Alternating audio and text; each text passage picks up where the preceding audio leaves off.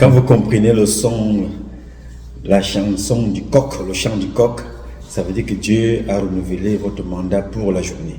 Moi, je suis content, je suis en vie. Comme dirait quelqu'un, je n'ai pas tout ce que je veux, mais je ne manque de rien. J'ai pris cette phrase-là d'une femme, et cette femme-là, elle a dit que le maire de Yaoundé 6 a un serpent pour qui tue les enfants et qu'elle ne veut pas que quelque chose arrive à sa fille ou à son petit-fils, quelque chose comme ça.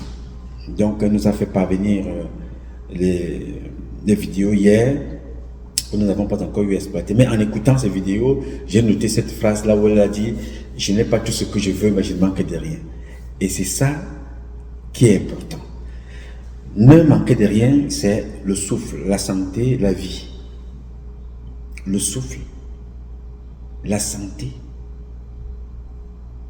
la vie. Donc, quand en écoutant donc cette dame-là hier, ça m'a fait plaisir, cette phrase-là. Je n'ai pas tout ce que je veux, mais je ne manque de rien. C'est une phrase forte et profonde.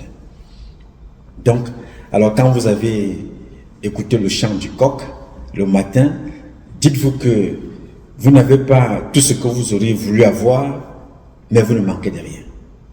Dès que vous avez le souffle, la santé et le souffle de vie, vous pouvez aller n'importe où et faire n'importe quoi. Le maître du monde, c'est vous. Que vous soyez une femme, un homme, le maître de ce monde, c'est vous. Parce que le monde n'a pas de sens si tu ne vis pas. C'est toi qui donnes l'activité au monde. C'est toi qui travailles, c'est toi qui fais payer l'électricité, c'est toi qui arrange, c'est toi qui accompagne les enfants. Donc, le monde est en mouvement parce que toi tu vis. Alors, laisse un impact qui fera que, après ton passage sur cette terre, on pensera toujours à toi. Voilà la fille de M. Ngacha. Ça, c'est le fils de M. Ernest. Voilà le fils de M. Onambele. Oh, est-ce que vous reconnaissez le grand quincailler, M. Ngambo, Adolphe? Voilà sa fille. Donc, arrange-toi, tu ne seras jamais parfait. Et il y aura toujours des gens qui parleront mal de toi. Mais ne donne pas l'occasion à ces gens-là. Fais ce que tu as fait. Ne te justifie jamais pour faire plaisir à qui que ce soit. Non. Quand tu constates quelque chose qui ne va pas, ne te prends pas la tête, tourne la page et avance. Si le chemin veut que cette personne qui t'a fait du mal, vous allez vous rencontrer là-bas, écoute ce que la personne va te dire, ça n'arrête pas dans le cadre du pardon, continue ton chemin. Et fais toujours attention à quelqu'un qui t'a déjà fait du mal une fois. La prochaine fois, quand la personne revient, ce n'est pas pour te faire du bien. Alors, vis avec les autres. Respecte les autres. Ne fais pas du mal aux autres. Évite que les autres t'induisent en erreur ou t'utilisent. Parce que tu as un chemin à faire. Tu sais, la femme a toujours une phrase, certaines femmes, là, on disait toujours, vraiment, je fais attention à mes enfants. Je ne peux pas faire n'importe quoi parce que je pense à mes enfants. Je pense à mes enfants. Donc chaque fois que vous perdez le temps à occuper votre cerveau pour des futilités, vous perdez beaucoup de temps à s'occuper de votre fille, à votre fils, à vos enfants. Et c'est très important. Vous comprenez que je ne vous parle pas de votre mari, je vous parle de votre fils, de votre fille, de vos enfants. Le mari fait partie des enfants. La femme fait aussi partie des enfants. Donc c'est une famille. Vous voyez donc qu'on est là comme ça, c'est-à-dire toujours en train, la femme est un enfant qui a besoin de l'attention de son homme. L'homme est un enfant qui a besoin de l'attention de son homme. Les enfants sont des enfants qui ont besoin de l'attention des parents. Nous sommes des enfants, nous avons besoin de l'attention du président. Le président lui-même va se mettre à genoux à l'église parce qu'il veut attirer l'attention de Dieu. Vous voyez? Donc nous sommes tous appelés toujours en train de, Il est donc très important dans les occupations que tu as au courant d'une journée. Ne dépense pas ton temps, ici ou ailleurs, à t'occuper des futilités. Je te jure, il y a une nouvelle maladie d'ailleurs. En Afrique, on ne connaissait pas cette maladie. Elle existait, donc admirant, mais elle attrape maintenant des jeunes gens. Crise cardiaque, AVC, tension. C'est des maladies, parfois on dit que c'était des maladies réservées aux personnes âgées. Elle peut arrêter n'importe qui. Aujourd'hui, il y a plusieurs facteurs qui concourent à l'élévation de cette maladie. Le stress, la première maladie qui arrête les Camerounais qui sont à l'extérieur, les Africains qui sont à l'extérieur. Le stress peut provoquer un AVC. Le stress peut provoquer une crise cardiaque. Le stress peut provoquer une tension. Le stress. Donc, il y a déjà le stress de ne pas être aux côtés de tes parents. N'augmente pas ton stress avec des problèmes qui ne t'apportent rien. Alors, si tu donnes ton temps pour aller te justifier que quelqu'un a mal parlé de toi, quelqu'un t'a insulté, quel temps donneras-tu pour régler tes problèmes? C'est-à-dire que tu donnes le temps à aller te justifier chez quelqu'un qui t'a insulté, qui a mal parlé de toi. Oui, tu as mal parlé de moi, oh c'est ci, oh c'est là, oh, tu as beaucoup de choses à faire. Mais si on mal parle de Dieu, le Père Créateur, combien de fois toi? Si on mal parle de Mohammed, combien de fois toi? Si on mal parle d'Allah, combien de fois toi? Si on mal parle de Jésus Christus, ou que certains ne croient pas, combien de fois toi? Donc, tu vois un peu. Donc, quand tu rentres dans cette logique-là, mon cher ami, tu vis comme un prince. Tu vis comme un prince.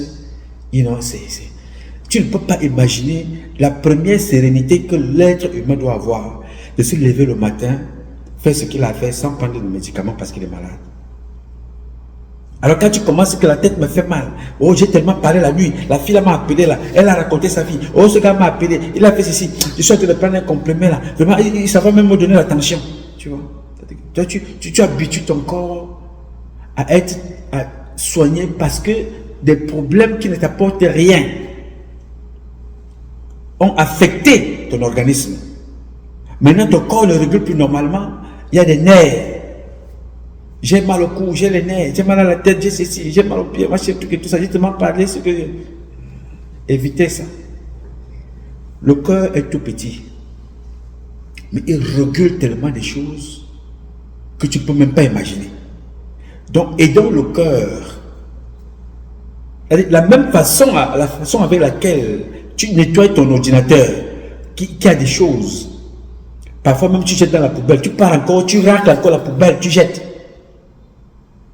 C'est avec la même attention que tu dois gérer ton corps, ton cœur, ton cerveau, ton environnement. Ne laisse pas le temps à la bêtise. Ceux qui me connaissent, ceux qui me fréquentent, se rendent compte que vraiment, je ne tire pas d'importance à des choses. Dès que tu me fais quelque chose qui me dérange un peu, dès que je me concentre et je demande à Dieu, un petit Zamba, le grand architecte de l'univers, toi qui es fait de moi ce que je suis, toi qui sais ce que j'ai été et ce que je serai, je te prie de me donner la force, le courage, de repousser loin de moi tout esprit mécréant, méchant, malveillant, tentant de me dérouter de mon chemin initial. Donne-moi la force de repousser loin de moi tout esprit dangereux, mécréant, tentant d'investir mon âme, que je l'esquive, qu'il aille mourir ailleurs. Repousse-le, qu'il soit détruit, brûlé, et que la fumée de ses cendres ne puisse pas voir la noirceur de la nuit, encore moins la lumière du jour. Ntizama, protège-moi, pardonne-moi. J'ai fait du mal aux autres, bien évidemment, consciemment ou inconsciemment. Je demande pardon. Ntizama, pardonne même à toutes celles de ceux qui m'ont fait mal. Tous ceux-là comme moi ne savent pas ce qu'ils font. Donne-nous la force de continuer à promouvoir le vivre ensemble et l'amour du prochain. Bénis les miens. Bénis toutes celles de ceux qui sont autour de moi, de près ou de loin. Bénis mes parents. Bénis mes enfants. Bénis mes amis. Bénis toutes celles de ceux qui m'ont accompagné et qui m'accompagnent tous les jours. Repousse loin de moi tout danger. Repousse loin de moi toute tentation. Je suis une chair, je suis un être humain, une chair faible. Repousse loin de moi tout esprit qui pourrait tenter de me détourner de ma mission idéale. Tu fais ta prière. Tu fais ta prière. Et la meilleure prière, je vais te donner le secret. En fait, en ce qui me concerne. La meilleure prière, c'est que tu n'ouvres pas ta bouche pour parler. Tu sais pourquoi? Parce que chaque fois que tu ouvres ta bouche pour parler, comme c'était fait dans les églises là, aucune prière n'est une prière collective. C'est pour ça que le prêtre qui lit la messe, à un certain moment, il vous demande de créer le silence et que chacun fasse son vœu dans son propre cœur. C'est là toute la messe qui a duré 2 heures. Ce sont les 30 secondes là qui font toute la messe. Parce que l'homme écoute ce que tu dis. Mais Dieu lit dans ton cœur ce que tu dis. L'homme peut prendre ce que tu dis pour te faire du mal avec ça. Mais il ne pourra jamais prendre ce qui est dans ton cœur parce que seul Dieu lit ce que tu as là-dedans. L'homme regarde l'action, mais Dieu lit les intentions. Je t'explique. Si je prends ce téléphone, je le prends, je le donne à quelqu'un parce que je regarde autour de moi comme ça, je le donne à quelqu'un pour qu'on voit que je donne aussi quelque chose de bon. Prends le téléphone là, tu voulais un téléphone de 2000 $, prends le téléphone là. Tu donnes ça parce que tu veux le regard de l'autre. Mais quand quelqu'un d'autre viendra, pas avec le téléphone de 2000 $, il viendra avec un stylo de 50 centimes. Vraiment ma fille, mon fils, comme tu vas à l'école, ce stylo va t'aider aussi. Parmi les stylos que tu as, j'ai acheté ça pour toi. Hein, mon fils, prends ça, tu amènes à l'école, ça pourra t'aider à l'avenir. Il y a 2 actions. Il y a 2 façons d'agir dans une même action. La même action, c'est de donner. La façon de donner. Et ce que tu penses en donnant. L'amour en donnant. Celui qui a donné le téléphone, j'ai le téléphone comme ça, parce que c'est 2000 $, il te donne ça pour le match vu. C'est l'action qui veut que les gens interprètent son action. Il a donné un téléphone de 2000 $. Ouais, tu as vu ça. J'ai vu, moi-même j'ai filmé, il a donné un téléphone de 2000 $. Mon ami, celui-là ne peut pas être béni par Dieu. Parce qu'il tente d'humilier la créature de Dieu. Celle ou celui qui sera béni, c'est celui qui a donné en se rabaissant pour donner à l'autre. C'est respecter l'autre, quelle que soit sa position. Il faut respecter l'autre. Il faut savoir descendre. Donc, c'est pour te faire comprendre que dans la vie, il ne faut pas perdre ton temps avec ce qui ne t'apporte rien. Et je vous dis toujours, dans vos relations, dans une relation de couple, il y a toujours des petits problèmes. Vous pouvez les arranger. Non, qu'un couple ne peut vivre sans problème, sans quelques petites tensions. Gérez vos problèmes chez vous. Gérez vos problèmes chez vous. Dès que vous sortez déjà avec vos problèmes de votre maison, vous dites avec une tierce, vous dites à une tierce personne, vous avez fait entrer là une autre voix. Je vais en parler de ce sujet-là dans l'une de nos prochaines publications. Les mariages camerounais qui se divorcent ici, pas pour le fait du mari, mais pour le fait de la femme, mais parce que vous avez donné la possibilité à l'extérieur aux gens de s'intéresser à votre vie. Ou bien toi qui arrives, tu as donné la possibilité aux gens d'entrer dans votre vie, et là ça conduit donc à la catastrophe. Ton mari a tellement dépensé pour te faire venir, ta femme a tellement dépensé pour te faire venir, vous venez vous séparer parce que des personnes externes qui n'étaient pas là quand tu as envoyé $1 pour que ta femme achète le visa, qu'elle paye son entrée aux États-Unis, qu'elle paye les frais de visa, qu'elle fasse les démarches. Personne ne t'a donné 1 centime pour que ton mari vienne. Personne ne t'a donné 1 centime pour que tu fasses venir ta femme. Mais une fois qu'elle est là, les conseillers qu'elle va avoir sont des conseillers qui ne sont diplômés de nulle part que dans l'université de la destruction des foyers. Ils vont vous séparer.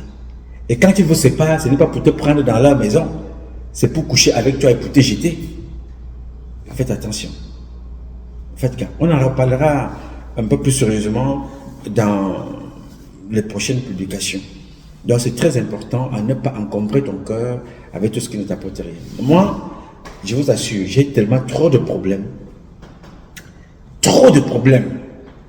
Mais quand je veux dormir, je dors. Je ne laisse rien me perturber, ni personne d'ailleurs. Personne ne peut m'empêcher de dire ce que j'ai à dire au quotidien, dans la politesse, dans le respect, dans la courtoisie. Et j'avance. Et quand j'ai dit ça, j'ai pressé le cœur, j'avance. Ok? Bien. Je voudrais donc, avant de poursuivre cette publication, avoir une pensée profonde pour la famille de ma compatriote Blanche Laure, chargée de cours à l'université de Tchad. Quand je dis chargée de cours, c'est comme si j'allais la revoir demain. Oui, je vais la revoir demain à travers ses enfants, parce que cette jeune dame que vous voyez en photo a été assassinée brutalement. C'est un crime. Je vais avoir une pensée pour ses enfants, une pensée pour sa famille, une pensée pour ses amis, une pensée pour ses camarades enseignants, professeurs de l'université de Tchad. C'est un deuil qui concerne tous les Camerounais. Ça peut vous arriver demain. Ça peut vous arriver à tout moment. Donc, nous avons pour but et mission de soutenir son père, soutenir sa mère, soutenir les enfants et soutenir la justice pour que justice soit faite. Le ministre Laurent Esso vous a dit résister aux hautes instructions. La liberté de juger est un droit fondamental, est un principe fondamental. La séparation des pouvoirs. Ne vous laissez pas intimider. Dites le droit, monsieur le procureur, monsieur le président du tribunal de Tchad, monsieur les enquêteurs, dites le droit. Monsieur les médecins légistes, faites votre travail. Ne vous laissez pas intimider par des oiseaux de mauvais augure comme Étienne Killer. Faites votre travail seulement, s'il vous plaît.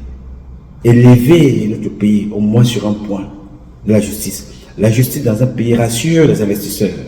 La justice dans un pays rassure le peuple, rassure les enfants qui vont à l'école, rassure les parents. Faites votre travail. Vous êtes la porte d'entrée des investisseurs chez nous parce qu'ils se sentiront en sécurité. Vous êtes ceux-là qui amènent les gens à rester parce qu'ils se sentiront en sécurité. Vous êtes ceux-là qui vont rassurer le peuple camerounais d'être en sécurité. Faites votre travail, s'il vous plaît. Dieu vous regarde. Le peuple camerounais compte sur vous. Que justice soit faite sur cette affaire de Tonsa Blanche Laure.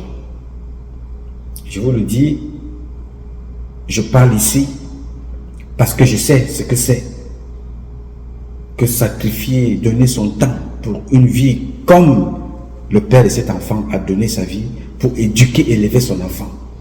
Il en a fait une princesse, il en a fait une reine. Il en a fait une reine avec pour option qu'elle retransmette ce qu'elle-même elle a naturellement opté comme option dans la vie, comme profession. Enseigner, retransmettre le savoir. Je ne sais pas quel est le métier qui est le plus beau. Retransmettre le savoir, les enseignants, les professeurs, les maîtresses, les éducateurs. Retransmettre les valeurs. C'est ça, monsieur le père Samuel Wamba a fait toute sa vie. Donner l'intelligence, transmettre l'intelligence à sa fille et à ses petits-enfants. Parce qu'avoir transmis ses savoirs, cette culture, ces valeurs à sa fille, c'est à ses petits-enfants. Qu'un individu ou des individus ont vite fait de ôter la vie par méchanceté, par incompétence, par jalousie, par instinct et esprit criminel. Ils lui ont ôté la vie. Rassurez-vous, au nom de Dieu, au nom de nos ancêtres, au nom de tout ce qui nous est cher sur cette terre, nous allons retrouver les criminels. Aujourd'hui ou demain. Nous allons retrouver les criminels. Et toutes celles de près ou de loin qui ont pris part à cet horrible crime payeront. Ils payeront. Qu'ils montent ou qu'ils descendent.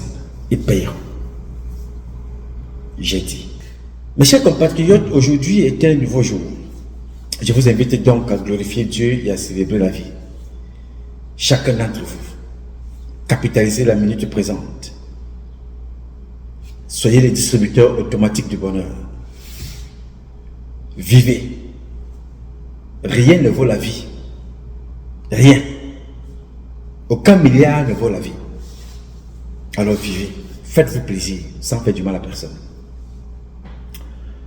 Alors, mes chers compatriotes, ce matin, j'ai eu à échanger avec un compatriote hier. Vous le connaissez, vous l'appelez Billy, le gifleur. Il est plus connu pour la gifle de Lyon, qu'il avait comme ça attribué à l'une de nos compatriotes ou à l'un de nos compatriotes. Ça s'était passé à Lyon, lors de la visite du président Paul Biya. Alors, il m'a écrit, et il vous a aussi écrit. Mais il m'a envoyé cette lettre-là pour lire, rendre public. Et il m'a aussi laissé un message, disant qu'il est abandonné et par ses propres compatriotes et par le gouvernement camerounais. Donc, il m'a donc écrit, et il fallait que je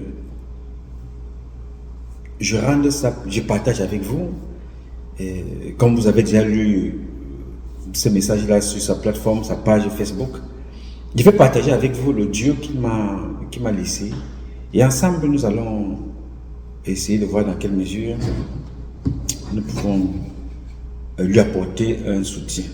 C'est très important de s'entraider. Très, très important. Voilà. Donc, nous allons écouter ce que le frère nous a laissé comme message exactement. Écoutons ensemble. Bonjour, Patrice Noma. Bonjour, grand frère. Je vais me présenter, je vous fais ce voice. Je suis à Télé Patrick Billy Benjamin. Ce fameux gifleur de Lyon. Lors du déplacement du président de la République à Lyon. Si je vous fais ce voice, c'est pour avoir votre soutien et que vous puissiez faire parvenir mon message au président de la République du Cameroun, son Excellence M. Paul Biya. Depuis tous les combats que j'ai eu à mener pour qu'il y ait l'équilibre entre les deux côtés que tout le monde connaît au Cameroun.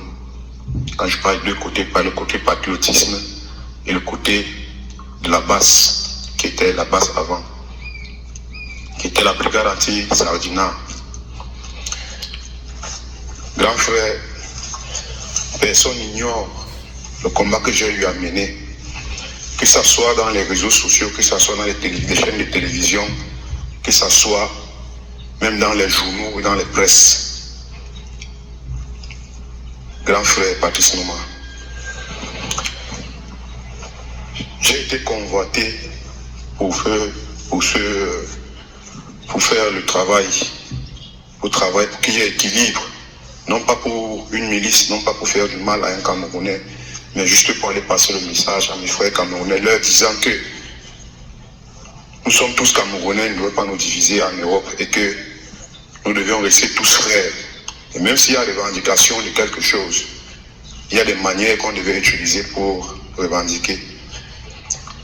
J'ai aussi regardé l'image de mon drapeau parce que j'ai eu à faire dans le passé l'éducation civique à la citoyenneté. Le drapeau et les institutions et ceux qui les incarnent. D'où ma colère contre certains de mes frères. Aujourd'hui, j'ai été appelé, dans le passé j'ai été appelé au Cameroun pour avoir une activité lucrative me permettant de me lancer dans un petit business. Je peux faire taire le nom ou les noms. Mais je me rends compte que j'ai été trompé et j'ai été manipulé. Me voici aujourd'hui au Cameroun, grand frère. Voilà 3 ans. J'ai tout laissé en Europe. Tout. J'ai tout abandonné pour venir dans mon pays, le servir, pour le servir. Parce que j'adore mon pays, j'aime mon pays. Mais voilà 3 ans, je suis dans l'ombre, je suis devenu l'ombre de moi-même. Je n'ai ni boulot, je n'ai ni maison, je n'ai ni appartenance, je n'ai même pas j'ai même perdu ma famille, même ma dignité. Parce que même ma famille est fâchée contre moi. Du fait que j'ai eu à laisser toutes mes activités, prenant tous ces risques que j'ai pris pour arriver en Europe, passant par la Méditerranée, avec toutes ces prisons que j'ai eu à faire en Libye. Malgré tout cela, j'ai toujours dit que non, je vais servir mon pays, quel que soit le cas. Grand frère, Patrice Nouma, j'ai besoin de votre aide. J'ai besoin de passer par votre canal pour que le chef de l'État soit au courant de ma situation. Je suis sans vie aujourd'hui, je ne peux pas vous mentir. Même si j'ai eu affaire à commettre des erreurs dans le passé, le parent gronde l'enfant, mais il ne chasse pas l'enfant de la maison.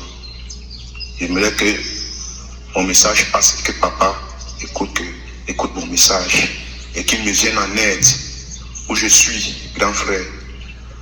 Le seul besoin que j'ai maintenant, j'ai besoin de rentrer. J'ai besoin de rentrer, reprendre mes activités comme avant et reprendre ma vie à zéro. Il sait qu'il n'est jamais trop tard. J'ai besoin d'aller travailler pour pouvoir nourrir mes enfants et m'occuper de l'avenir de mes enfants et de mes futurs petits-fils. Aujourd'hui, je suis un vieux papa irresponsable. Un vieux papa de 4 enfants qui ne parvient pas à les envoyer à l'école, qui ne parvient plus à les payer les frais médicaux, qui ne parvient plus à rien leur donner. Je suis devenu ridicule. Au point où même dans ma famille, je suis devenu comme le chiffon, juste parce que ce sont les règles de l'Afrique. Quand tu n'as rien, tu n'es rien. Grand frère Patrice Nouma, je vous prie de faire faites tout de votre possible pour que mon message puisse passer et qu'il y ait un impact sur mon message dans ma doléance. Je ne regretterai jamais mes actes rendus à la nation camerounaise. J'ai juste besoin qu'on me donne un coup de main pour que je puisse rentrer, c'est tout ce que je veux. Mon passeport est encore valide, il périme en 2025. J'ai perdu mes papiers pour mon pays. J'ai tout fait pour retourner dans les ambassades, rien. Juste parce que j'avais été fiché à la gare de Cornavin en Suisse. Toujours en allant combattre, toujours en allant donnant le message à mes frères camerounais. Je me suis fait arrêter parce que je suis entré en Suisse clandestinement. Voilà comment en rentrant au Cameroun, je vais rentrer, on constate que je suis fiché. Les gens pensent que j'ai été rapatrié, je n'ai jamais été rapatrié. C'est parce que mes papiers arrivés ici, mes papiers ont été périmés et c'est terminé. Ça a été terminé pour moi. Moi, sachant que je suis venu pour servir mon pays, donc voilà comment je suis calé aujourd'hui ici au Cameroun. Sans emploi, sans rien. Je suis devenu l'ombre de moi-même. Je fais pitié en me regardant au miroir. Personne ne peut ignorer ce que j'ai fait. Personne ne peut ignorer comment je me suis sacrifié. Personne ne peut ignorer mon amour que j'ai eu à donner pour ma nation. Mais me voici aujourd'hui. Je ne serai jamais rebelle. Je ne vais jamais être contre mon pays, au contraire. Je vais toujours être là pour mon pays. Mais je voudrais que le président de la République me vienne en aide et qu'il me tende la main. Qu'il reconnaisse ce que j'ai fait. Moi, je reconnais mes erreurs. Je demande pardon à toutes les personnes que j'ai eu offensées dans le passé. Comme je les ai déjà fait peut-être dans d'autres vidéos dans le passé. Aujourd'hui, j'ai besoin de votre soutien, grand frère. Je sais que par votre canal, mon message peut arriver. Je sais que par votre canal, mon message peut arriver. Je remercie tous les patriotes Je vous remercie aussi. Je remercie tous les gars de l'autre côté qui se sont battus pour que l'équilibre soit à la normale. Je reconnais aussi que ces gars qui se battaient pour une bonne cause, mais c'était la manière et la façon à laquelle les gars s'en prenaient aux institutions. D'où ma colère, que je réitère, d'où ma colère, le drapeau et les institutions et de ceux qui les incarnent. Monsieur le chef de l'État, je vous en prie, papa, faites quelque chose, dites quelque chose. Je sais que vous en êtes capable. J'ai juste envie de rentrer, retrouver mes activités et retrouver une nouvelle vie. Grand frère Patrice, Noma, je vous en prie. Où je suis, je ne parviens même plus à manger. Je ne parviens même plus à me déplacer, faute de moyens financiers. Je ne travaille pas. Je n'ai pas de maison. Je suis devenu comme un enfant de 2 ans qui attend à midi pour qu'on lui serve à manger. Je suis comme un enfant qui regarde le père le matin, qu'on lui donne l'argent du pain. Pourtant, j'avais à traverser toutes ces étapes. Je suis devenu l'ombre de moi-même. La honte me fuit. La honte me fuit. La mort est en train de me tendre la main. Je ne vous manque pas, la mort est en train de me tendre la main. Mais je sais qu'il n'est jamais trop tard. Si on me donne une chance de rentrer, je sais que je peux me relancer. Je suis encore très jeune. Je suis encore très jeune. J'ai encore seulement 38 ans. En quelques années, je peux me remonter. Je peux reconstruire ma vie. Je veux qu'on me donne cette chance-là. Pour que ça ne puisse pas prendre mes générations. Je vous en prie. Venez-moi en aide. Venez-moi en aide. Je vous en prie. Je veux seulement rentrer. Je n'ai pas besoin d'argent. Je ne veux pas qu'on me donne de l'argent. Je veux rentrer. J'ai mon passeport. Je veux qu'on me fasse rentrer. Je veux qu'on me fasse retourner. Même si c'est dans n'importe quel pays d'Europe. Je vais rentrer. Je vais partir. Je vais me battre. Je connais me battre. Je connais me battre. Si j'ai marché à pied du Cameroun jusqu'en Europe, ce n'est pas arriver là-bas, rentrer en avion et me battre encore, ça va me dépasser. Ça ne peut pas me dépasser. Je ne peux plus prendre la route de la Méditerranée ou du désert. C'est devenu très difficile. C'est devenu très très difficile. Les gens meurent sur cette route. Je n'ai même plus la force de prendre cette route comme avant. Je vous en prie, aidez-moi à rentrer. Aidez-moi à rentrer. C'est tout ce que je vous demande.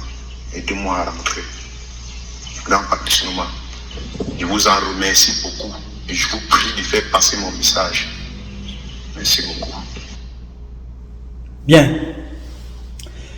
Mes chers compatriotes et toutes celles de ceux qui nous font l'honneur de nous écouter au quotidien, personne ne peut rester insensible à un tel message.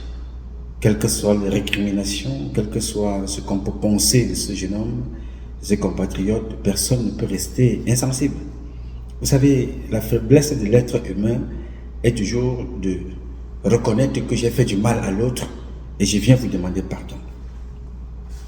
Il dit qu'il demande pardon à tout le monde, à vous tous. À ceux qu'il a offensés, à ceux qu'il a fait du mal, il vous demande pardon. Je pense que le pardon est nécessaire, et le pardon est sincère. Maintenant, comme je vous le disais tantôt, il y a ce qu'on nous dit et ce qu'on pense. Moi, je prendrai ce qu'il nous a dit, le pardon, que j'accepte moi.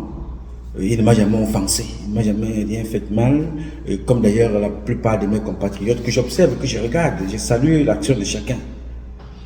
Alors quand j'ai été contacté par le compatriote, je me suis dit que je devais partager ça avec vous, comme lui-même il a demandé, que je partage ce message avec vous et avec le président de la République. Et c'est ce que j'ai fait. Mais avant même de partager le message avec le président de la République, j'ai pris l'engagement de lui apporter notre modeste contribution. Parce que je ne sais pas si nous ne pouvons pas donner à manger à quelqu'un qui dit qu'il n'a pas à manger, même pour faire manger ses enfants, même pour lui-même. Je ne sais pas ce qu'on donnera, parce que l'une des choses les plus élémentaires que nous devons donner à l'autre, c'est lui permettre de se nourrir. Parce que quand tu ne te nourris pas, tu n'as pas la force d'aller chercher le travail. Donc, avec mes compatriotes, nous avons donc décidé, avant même de venir vous parler, d'échanger avec vous ce matin, de lui apporter notre modeste contribution, ne serait-ce que pour qu'il commence déjà à s'alimenter normalement. Le compatriote qui vous parle est un militaire bien formé, physiquement entraîné. Il faisait partie des forces spéciales. Il a quitté le Cameroun parce que ça allait mal. C'est pour ça qu'il faut faire la différence entre le gouvernement, entre le RDPC, entre Paul Biya et tout ce que nous vivons au quotidien. Il travaillait dans le gouvernement, comme moi je l'ai été hier. Il était militaire, comme moi je l'ai été hier. Pour des raisons qu'il laisse la savoir, il est parti parce que ça n'allait pas. Mais il a été récupéré dans leur organisation qu'ils ont appelée les Patriotes pour servir en ce moment-là 1 an. Parce que s'il voulait servir les institutions, il serait resté. Mais il a donc choisi de servir un homme qu'il appelait le président Paul Biya par le biais d'une structure, les Patriotes, une sous-traitance du RDPC. Parce que c'était son choix. Malheureusement, il a vite fait de se rendre compte que dans ce système, on finit de te purger comme une orange et on te laisse par la suite. Tout le monde a vu la contribution de ses compatriotes sur le terrain, d'autres manifestaient, aller en Suisse, s'opposer aux autres compatriotes, les patriotes de ce côté, les autres compatriotes de l'autre, le RDPC de l'autre. C'est-à-dire que c'est un spectacle qui n'était pas beau à voir, mais qui avait la légitimité de démontrer les dissensions, de démontrer que ça ne va pas dans notre pays. Parce que même ceux qui vont soutenir Biya dans l'organisation appelée les Patriotes savent très bien qu'ils sont mal lotis, comme l'explique le frère, et quittent le Cameroun parce que ça allait mal. Ce n'est pas parce qu'on est militaire qu'on est convaincu que ça va bien. Il arrive dans la diaspora et continue à servir la même personne là qui a pourri sa vie. Tu demandes le système qui a pourri sa vie, il dit ok, je vais donner une deuxième chance. En allant lui dire que vraiment papa, bien que ça n'aille mal au Cameroun, je viens quand même te faire comprendre que je continue de te soutenir. Même jusque là, il reçoit en retour une fois de plus un échec, un rejet. Il a tellement donné de lui-même. Il s'est battu, il a combattu avec les autres, comme lui-même il vous explique là. Qu'est-ce que ça résume? Ça ne résume pas quelque chose, une chose nouvelle. Ça résume une situation que tout le monde connaît. Mais on croit toujours que, voilà, bon, ça n'a pas marché, la prochaine fois ça va marcher. Mais le système de Biya ne fonctionne pas comme ça. Je ne connais pas toutes les personnes qui ont servi Biya, qui sont aujourd'hui en vie et qui profitent de ce qu'ils ont reçu de Biya. Je n'en connais pas dans la police, dans la gendarmerie, dans l'armée, chez les pompiers, à la DGSN, dans les services de renseignement multiples que nous connaissons, dans toutes ces organisations privées, publiques, connues ou inconnues, personne ne peut te dire je suis aujourd'hui à la retraite, je profite de mon argent. Si tu n'as pas de problème de santé provoqué par ta méchanceté parce que tu as voulu servir un système, tu as le problème de ta retraite. Si tu n'as pas le problème de ta retraite, tu es handicapé parce que peut-être le mal que tu as fait aux autres, à force, pendant ce temps les autres faisaient des prières, tu finis handicapé sur une chaise comme quand tu communies Zoromo. On ne souhaite pas ça, ce n'est pas une moquerie. J'explique pour que chacun comprenne. Des colonels, des commandants, des commissaires. Toute personne qui sert ce système finit mal. Et je ne comprends pas que des jeunes, j'ai vu tout récemment Francis Nganou, qui va gagner et qui revient. Il dit voilà, je suis allé, vous n'avez pas cru en moi, je suis allé me battre à l'extérieur en marchant comme Billy. Il a marché, il a lutté avec les requins dans l'eau, il a croisé le maquereau, il lui a donné le percute, il a croisé le poisson bar, il a donné un coup de pied. Il a rencontré même les serpents de bois. Il a vaincu tous ceux qui vivent dans la mer. Il est sorti de l'autre côté. Il est parti sur la terre. Il a vaincu les humains. Il est revenu avec le plus grand trophée, champion du monde. Paul Biya n'a pas donné un centime. Son ministre de sport, rien. Aucune association, rien. Il a pris son courage à 2 mains. Il est parti tout seul et il a gagné. Et quand il revient au Cameroun, il dit, je veux construire, j'ai construit. En fait, il a pensé, il a parlé et il a fait. Il a mis sur pied une petite salle de sport. Il dit, les enfants, je ne veux pas que certains d'entre vous prennent la mer. Ceux qui ont le sport dans l'âme, au lieu d'aller se battre de l'autre côté, préparons-nous mieux ici avant de partir. Quand il a créé ça, combien d'autorités avez-vous vu là-bas pour le soutenir? Combien? Parce que ces gens-là ne veulent pas la réussite des Camerounaises et des Camerounais. La semaine prochaine, je vais vous montrer une jeune fille handicapée. Handicapée. Elle est handicapée. Mais elle est allée gagner des championnats en Allemagne. Elle est handicapée, cette Camerounaise. Personne d'entre vous ne la connaît. Ce bébé-là, cette jeune fille. Elle est sur une chaise. C'est sa mère qui s'occupe d'elle. Elle a participé à une compétition. Elle est revenue avec des médailles au Cameroun. Vous n'avez pas entendu ça dans les médias, n'est-ce pas? Sa mère a eu beaucoup de mal à être même reçue par certains ministres. Mais la suite, c'est quoi? Vous avez vu Charlotte Bango, elle est obligée de prendre une autre nationalité. Ce qui a été demandé qu'il lui soit donné comme récompense a été détourné. Vous avez vu notre mère, la première fille de la culture, de la musique camerounaise, Anne-Marie Zié. Elle est morte en pleurant comme ce gars pleure. Dans son ordonnance médicale, Anne-Marie Zié est morte. Insuffisance alimentaire, écrit par le médecin. Insuffisance alimentaire. Elle en est décédée. Dans son pays, ce pays-là qui donne la nourriture à d'autres, aux voisins, Guinée équatoriale, Gabon, le Sapa. Mais cette femme-là, qui portait le drapeau de notre pays, partout à l'extérieur, elle est morte. Insuffisance alimentaire. Je peux t'en citer comme ça, à ne plus m'arrêter. Lui qui est militaire, vous avez vu le nombre de ces militaires qui meurent dans le Nosso. Tous les jours. Mais la personne pour laquelle ces militaires meurent, eh bien, il n'a absolument rien à cirer d'eux. Alors c'est très important ces exemples de vos compatriotes qui sont encore vivants, qui se lèvent comme ça pour venir vous parler, vous dire ce qu'ils ont vécu, ce qu'ils ressentent. Ils viennent vous demander pardon, ils ont fait des erreurs. Nous avons fait une mauvaise appréciation, je viens vous demander pardon. Le mot pardon, c'est que l'homme reconnaît déjà qu'en venant vous demander pardon, cet homme reconnaît qu'il a mal agi et il vient vous demander pardon. Il vient comme ça se mettre devant vous, il vous dit, je vous demande pardon, pardonnez-moi mes frères. Je suis allé auprès de M. Biya, je suis allé auprès de son organisation, je suis allé auprès de son parti, nous avons créé un mouvement pour le soutenir. Je me suis retrouvé dans la rue. Ce garçon, les parents de Paul Biya le voient.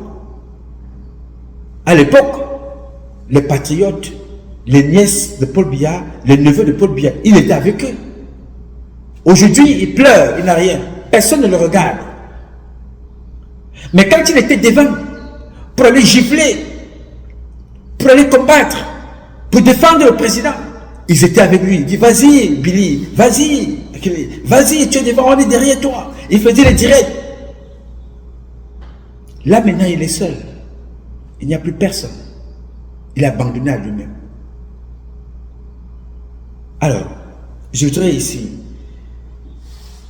lui dire que, en ce qui me concerne, je vais apporter ma contribution pour l'aider.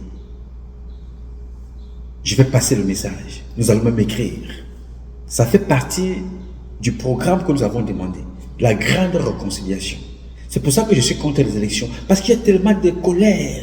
Les gens ont tellement de la haine.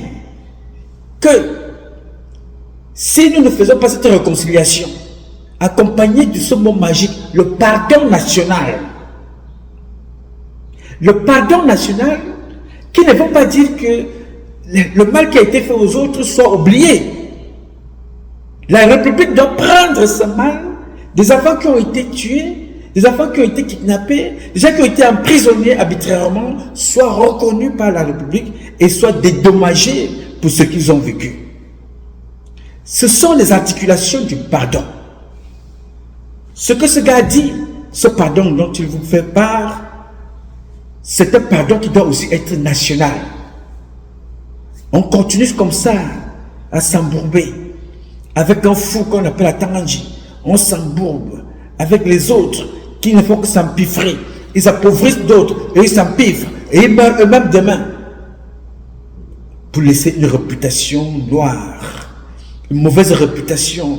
C'est tendu dans les familles, c'est tendu dans la République, c'est tendu dans l'armée, c'est tendu dans la police, dans la gendarmerie, c'est tendu dans la diaspora. On se regarde comme ça, en chaîne de faïence. Tu regardes ton frère, tu te dis, voilà quoi un bêtisier, voilà encore nous, vraiment, fait un truc ici, vraiment, nous, là, je ne sais pas, il travaille pour Bia. Voilà comment on nous catalogue. Voilà comment on nous identifie. Non, il travaille pour Bia. Bon, voilà, celui-là, lui, il est pour Kamto. Celui-là, il est pour Akeremona. Non, celui-ci, il est pour le SDF. Voilà. Quand je parle ici, je parle pour la République. Je parle pour les miens. Je parle pour ma compatriote Blanche Laure qui a été assassinée, je ne sais pas qui. Je me bats pour qu'il y ait justice et que justice soit faite pour cette compatriote. Je me bats pour elle. Je ne regarde pas ces divisions. Ce sont ces divisions-là aujourd'hui qui nous ont amenés à ce que ce garçon est en train de dire. Il vient donc demander pardon à son père. Le pardon qu'il demande me rappelle cette jeune fille de Dikalo qui avait vu sa maison cassée et rentrée de l'école et dit au président de la République, monsieur le président, je sors de l'école, je suis une étudiante et je pense qu'elle avait 10 ans, quelque chose comme ça. Je trouve que ma maison est cassée, faites quelque chose. J'appelle le président de la République, faites quelque chose. L'appel que ce compatriote lance pour attirer l'attention du président, pour attirer aussi votre attention, c'est un appel qui nous concerne tous. Il me concerne, il te concerne, il concerne toutes celles de ceux qui sont autour de nous. Parce que lui, aujourd'hui, il a demandé pardon. Mais il y a l'une de nos compatriotes qui a eu la jambe cassée. La jambe a été cassée par des éléments de Paul Biya. Sa jambe cassée.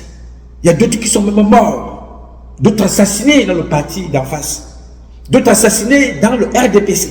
D'autres assassinés dans la République. Il y a même les gens qui sont assassinés à la présidence. Les gens qui sont assassinés dans les partis d'opposition.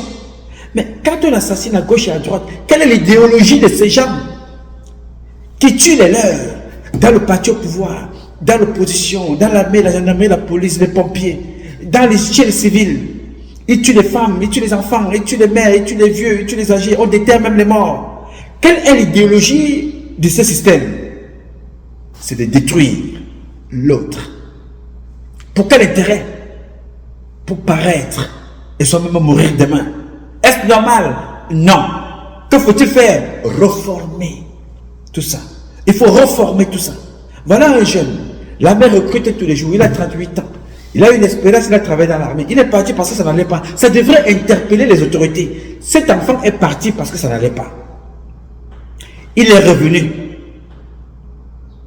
Ok. Quelle est la chance que nous lui avons donnée? Je n'en sais trop rien. Moi, je vous parle comme ça. Je ne sais pas qu'est-ce qu'il a eu. Comme m'entendu. Je l'ai vu avec certaines personnalités. Je l'ai vu avec des photos.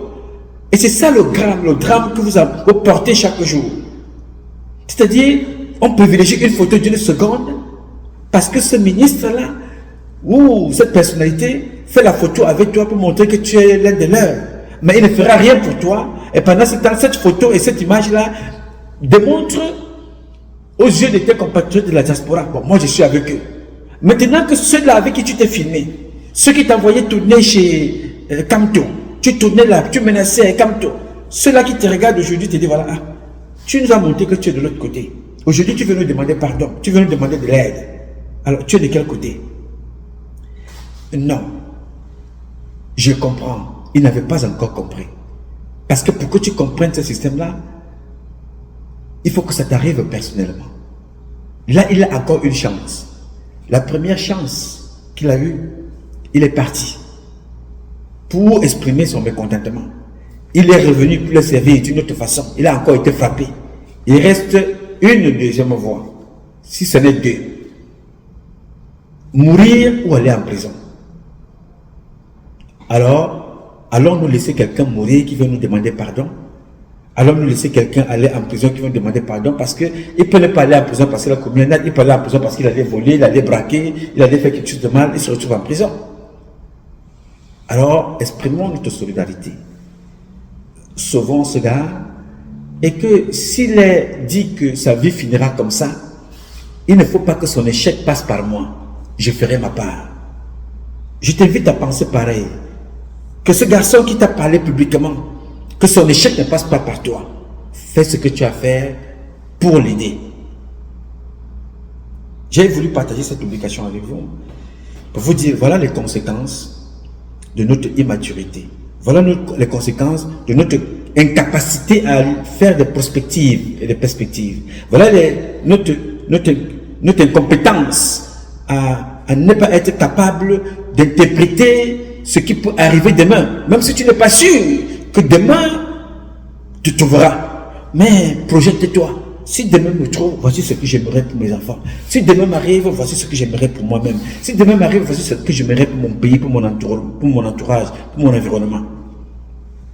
Nous avons une seule chose que certains font. Il faut faire des choses, même à tort, parce qu'on veut plaire à M. Biya. On veut plaire aux gens qui nous envoient. Donc, c'est bien ce qui arrive parce que ça nous sert d'exemple. C'est bien ce qu'il vient nous dire parce que c'est aussi pour tirer sonner d'alarme. Ça nous guide, ça nous éclaire, ça nous renseigne, ça nous informe, ça nous sensibilise, ça nous permet de dénoncer. Et donc notre compatriote Billy, aidons-le, il est aux abois. Il a un problème. Il n'est pas seul. Ils sont nombreux. Il a eu le courage de venir le dire. Laissons des jugements. Il a fait ci, il a fait ci, il a fait ci, il a fait ci. Je sais ce que vous allez me dire. Nous avons tous fait des erreurs dans notre vie. Moi, j'en fais tous les jours. Donc, mais si quelqu'un vient vous demander pardon, répondons à son pardon. Tendons-lui la main. N'attendons pas quand il va mourir pour dire, ok, là que je le connaissais, j'envoie $300 parce que, bon, il faut acheter le cercueil. J'envoie $300 parce qu'il faut à sa femme ou à ses enfants. Il vous a dit qu'il en a 4. Donc, aidons ce jeune compatriote. Chacun trouvera un moyen comment il peut l'aider. Chacun trouvera une possibilité. Quand je trouverai le moyen, le téléphone, avec son autorisation, je partagerai avec vous. Et je vous dirai, voilà son téléphone. Celui qui pense qu'il peut l'aider, voici son téléphone. Et même aux autorités, vous pouvez le réintégrer. Si vous ne réintégrez pas dans la police, vous réintégrez chez les pompiers, vous réintégrez dans l'armée, vous réintégrez quelque part là où vous voulez, ou alors vous le réintégrez, vous le réintégrez quelque part. Il demande la réintégration. Faites quelque chose. Il dit qu'il veut repartir parce qu'on ne lui propose rien sur place. C'est comme la majorité des Camerounais qui veulent toujours repartir, partir, fuir leur pays parce qu'on ne leur propose rien. Si ce n'est d'être des fion-fion-man, des papa ou bien des maman, ou bien des gens qui ôtent les vies des autres à tort et à travers. C'est ça qu'on leur propose. Donc vraiment, en ce qui me concerne, je ferai avec mon équipe ce qui me revient de droit pour aider notre compatriote.